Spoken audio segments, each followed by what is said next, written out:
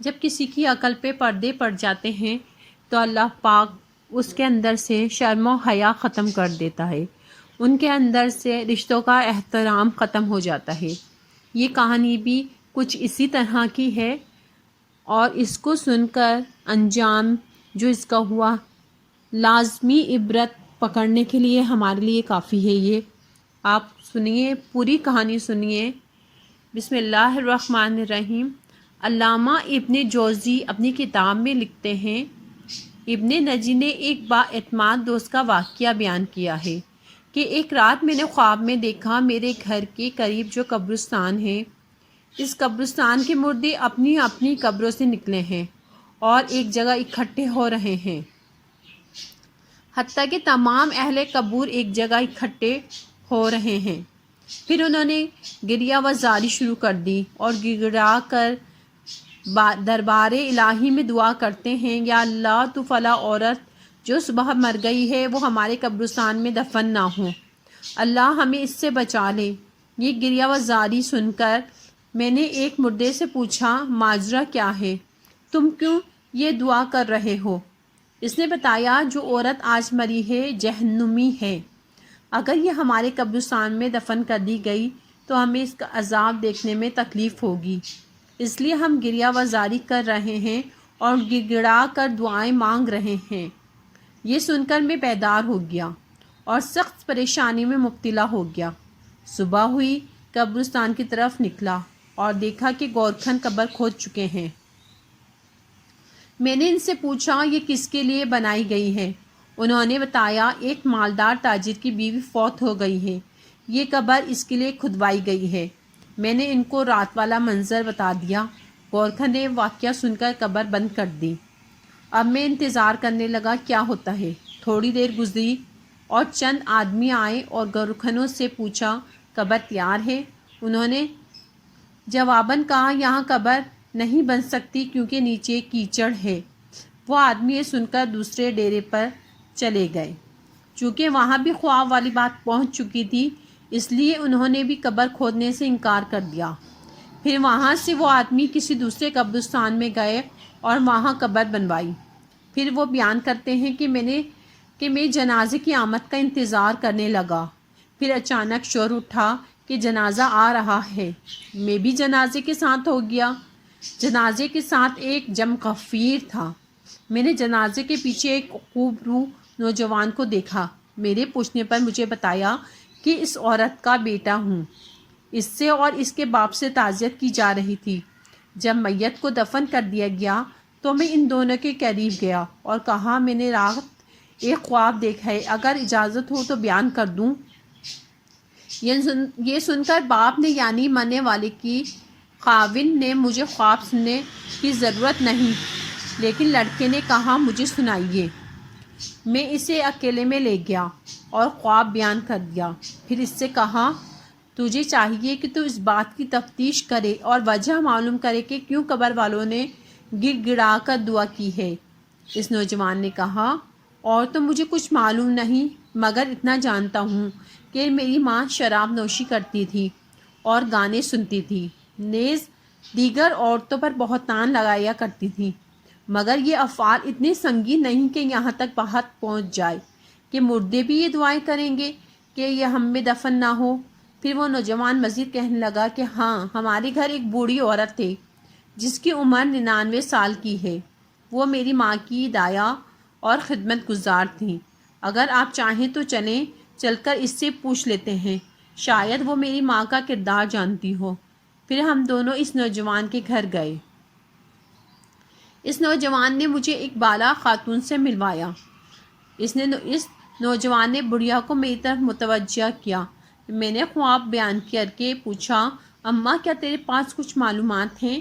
یہ سن کر بڑھیا کہنے لگی، میں اللہ سے دعا کرتی ہوں کہ وہ اسے بخش دے، وہ عورت بہت زیادہ بد کردار تھی۔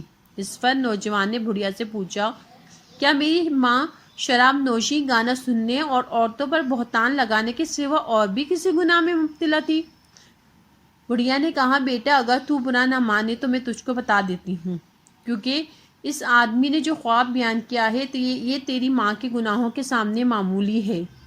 یہ سن کر نوجوان نے کہا میں چاہتا ہوں تو ہمیں بتائے تاکہ ہم ایسے کردار سے بچ جائیں اور عبرت حاصل کریں۔ یہ سن کر بڑھیا رونے لگی اور کہنے لگی خدا تعالیٰ جانتا ہے کہ میں کئی سال سے توبہ کر چکی ہوں اور مجھے امید تھی کہ تیری ماں بھی توبہ کر لے گی، مگر اس نے توبہ نہ کی۔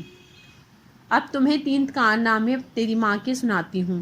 تو اس بڑھیا نے اس عورت کے لڑکے کو مخاطب کر کے کہا، تیری ماں بہت بڑی بد کردار تھی۔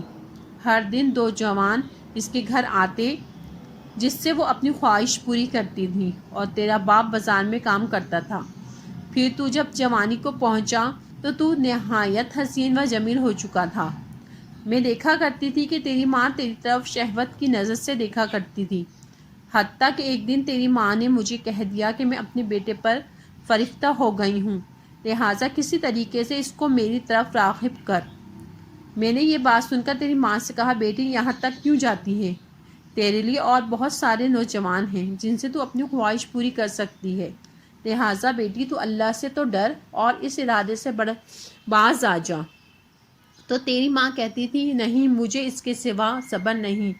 تو میں نے تیری ماں سے پوچھا، تو اس مقصد سے کیسے کامیاب ہو سکتی ہے؟ حالانکہ بیٹا ابھی 9 عمری کو ہے، تو خواہ بدنام ہوگی، لہٰذا خدا کے لیے اس ارادے سے باز آ جا۔ تو تیری ماں نے مجھ سے کہا، اماں تو میری مدد کرے تو میں کامیاب ہو سکتی ہوں۔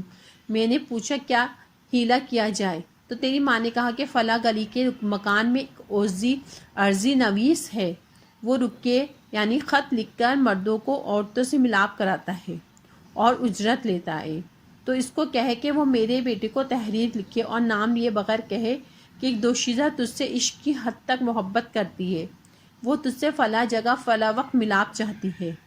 اس بوڑھی عورت نے کہا، میں نے ایسا ہی کیا، اور جب تجھے میں نے وہ خط دیا تو بھی فریفتہ ہو گیا اور تو نے لکھ دیا کہ مجھے منظور ہے، فلاں وقت میں آ جاؤں گا۔ تو میں نے تیری ماں کا وہ خط لا کر دے دیا۔ تیری ماں نے جو جواب پڑھ کر کہا، اماں تو میرے بیٹے سے کہو کہ فلاں وقت فلاں جگہ آ جائے، اور تو فلاں بالا خانے اچھی طرح تیار ہو کر اور میں پھل اور خوشبو وغیرہ کا انتظام بھی کر۔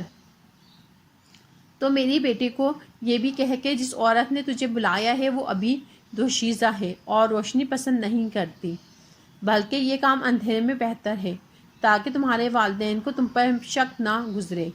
پھر میں تیرے پاس آئی تو نے یہ بات مان لی اور رات کا وقت مقرر ہوا۔ میں نے تیرا جواب تیری ماں کو پہنچایا تو اس نے بہترین کپڑے پہنے اور عمدہ خوشبو لگائی، اور وہ اس بالا خانے میں پہنچ گئی، اور پھر تو بھی پہنچ گیا، پھر تو وہی ہو گیا۔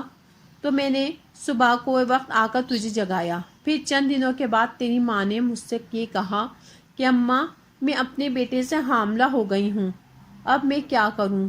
تو میں نے کہا، مجھے تو کچھ سمجھ نہیں آ رہی تو کیا کرے، لیکن تیری ماں کسی ہیلے بہانے سے تجھ سے اپنی خواہش کرتی رہی، حالانکہ ولادت کا وقت قریب آ گیا۔ تو تیری ماں نے تیرے باپ سے کہا، میں بیمار ہوں اور میں چاہتی ہوں کہ کچھ دن اپنی ماں کے پاس رہ آؤں۔ تو تیرے باپ نے اجازت دے دی۔ پھر میں اور تیری ماں تیری نانی کے گھر چلے گئے، وہاں ہم نے ایک کمرے میں رہائش رکھ لی، اور جب ولادت کا وقت آیا تو میں ایک دایا کو بلا کر لائی۔ تو تیری ماں کے ہاں ایک بچہ پیدا ہوا جسے تیری ماں نے مار دیا، اور پھر ہم نے وہ بچہ دفن کر دیا۔ ابھی کچھ ہی دن گزرے تھے کہ تیری ماں نے مجھ سے کہا، اب پھر مجھے اپنے بیٹے سے خواہش پوری کرنا چاہتی ہوں۔ تو میں نے کہا، بیٹی کچھ ہو چکا یہ تیرے لیے کافی نہیں؟ تو تیری ماں نے کہا، مجھے صبر نہیں، اور پھر اس طرح یہ سلسلہ شروع ہو گیا۔ پھر جب وہ بڑھیا دوسرا واقعہ سنانے لگی تو اس عورت کے بیٹے نے یہ کہہ کر بات ختم کر دی، اماں بس کر، اتنا ہی کافی ہے، اللہ تعالیٰ میری ماں پر لعنت کرے اور ساتھ تجھ پر بھی لعنت کرے۔ یہ کہہ کر وہ اٹھ کھڑا ہوا اور میں بھی اس کے ساتھ اٹھ کر آ گیا۔ کاش وہ بڑھیا دوسرا واقعہ بھی سنا دیتی۔ اللہ پاک ہمیں ہر انسان کو شرم و حیا کا پردہ رکھے اور ہم اس قدر پستی میں نہ جائیں کہ اللہ پاک کے لیے ہم مردے بھی دعا کرنے لگیں، یا اللہ ہمارے گناہوں کو معاف فرما، یا اللہ ہمیں برے لوگوں کی صحبت سے بچا، آمین۔